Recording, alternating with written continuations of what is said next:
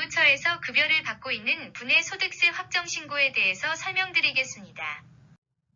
일본에는 원천 징수 제도가 있습니다. 이것은 근무처의 사업자가 종업원의 소득세를 계산해서 매월 급여나 보너스의 지급액에서 미리 떼어 종업원을 대신하여 소득세를 납세하는 제도입니다. 급여소득 원천 징수 제도에는 그해 마지막 급여를 지급할 때에 연말 조정으로 정산하여 소득세 납세가 완료되므로 확정 신고를 할 필요가 없습니다.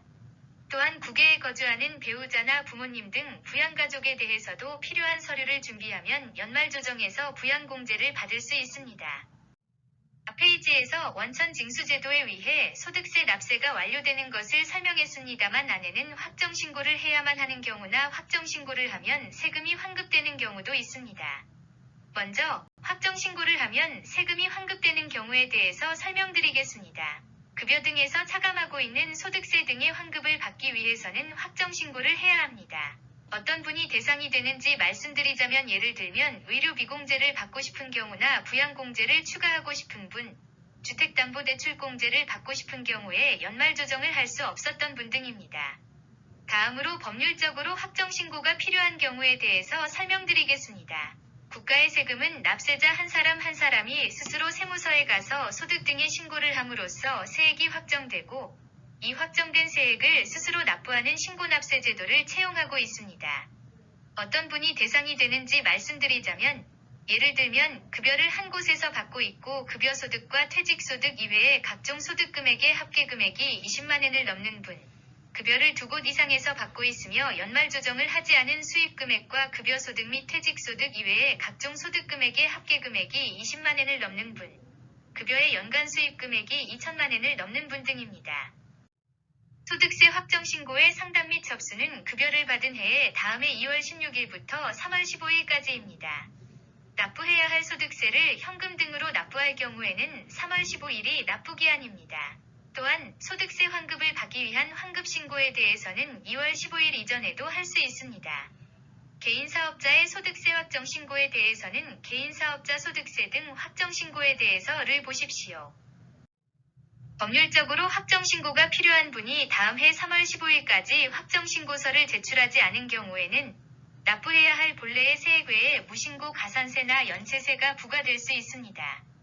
또한 신고기한까지 신고를 하지 않은 것에 대해서 가장 및 은폐 행위가 인정된 경우에는 무신고 가산세보다 가산율이 높은 중가산세가 부과될 수 있습니다. 그럼 소득세 확정 신고를 하려면 어떻게 하면 좋을지 설명드리겠습니다. 먼저 1단계로서 급여소득 원천징수표 등의 수입에 관한 서류를 준비합니다. 급여소득 이외의 소득이 있는 분은 그 소득에 관련된 필요한 서류를 준비합니다.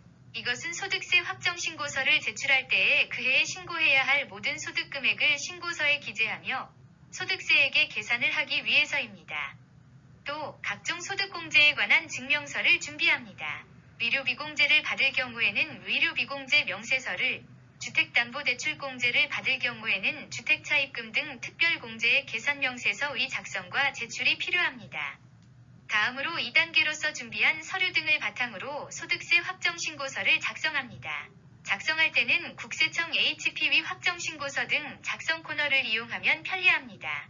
화면 안내에 따라서 입력하면 세액 등이 자동으로 계산되어 신고서 등을 작성할 수 있습니다. 3단계로서 작성한 확정신고서 등을 세무서에 제출합니다. 제출하는 방법에는 서면 제출과 이택스로 크게 두 가지 방법이 있습니다. 서면 제출이란 작성한 확정신고서 등을 인쇄하여 세무서에 우편으로 보내거나 가지고 가서 제출하는 방법입니다. 이택스에 대해서는 다음 페이지에서 설명드리겠습니다. 마지막으로 4단계로서 산출된 세금을 납부합니다. 납부하는 방법에는 5가지 방법이 있습니다만 자세한 것은 다음 페이지에서 설명드리겠습니다. 이택스를 이용하면 세무서에 가지 않고 인터넷을 이용하여 소득세 등의 확정신고를 할 수 있습니다. 이택스에 의한 소득세 등 확정신고 수속 방법에는 마이넘버카드 방식과 아이디, 비밀번호 방식이 있습니다. 표시되어 있는 것은 마이넘버카드를 이용한 방식입니다. 마이넘버카드 방식에는 마이넘버카드 이외에 마이넘버카드 판독 대응 스마트폰 또는 컴퓨터와 IC 카드 리더 라이터가 필요합니다. 또한 2022년 1월부터는 마이넘버카드 판독 대응 스마트폰을 IC 카드 리더 라이터 대용으로서 이용 가능하게 됩니다. 아이디, 비밀번호 방식은 마이넘버 카드를 판독하는 작업이 불필요하게 됩니다. 사전에 아이디와 비밀번호를 취득할 필요가 있습니다. 아이디와 비밀번호를 취득하기 위해서는 운전면허증이나 보험증 등의 본인을 확인할 수 있는 서류를 준비하여 본인이 세무서에 가야 합니다. 마지막으로 소득세 등의 납부 방법을 설명드리겠습니다. 납부 방법은 크게 나누어 5가지가 있습니다. 5가지 방법에 대해서 표시되어 있는 순서대로 설명드리면 첫째, 전자납세란 이택스를 이용하여 직접 납부하거나 인터넷 뱅킹에 의한 납부 방법입니다. 이용하기 전에 이택스 게시 수속이 필요합니다. 둘째, 이체 납세란 신고소득세, 부응특별소득세 및 개인사업자의 소비세 등에 이용할 수 있으며 이른바 계좌자동이체에 의한 납부 방법입니다.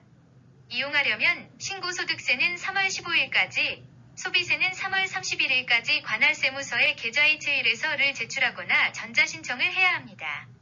또한 이체납세의 대상이 되는 것은 기한 내 신고에 하나므로 주의해 주십시오.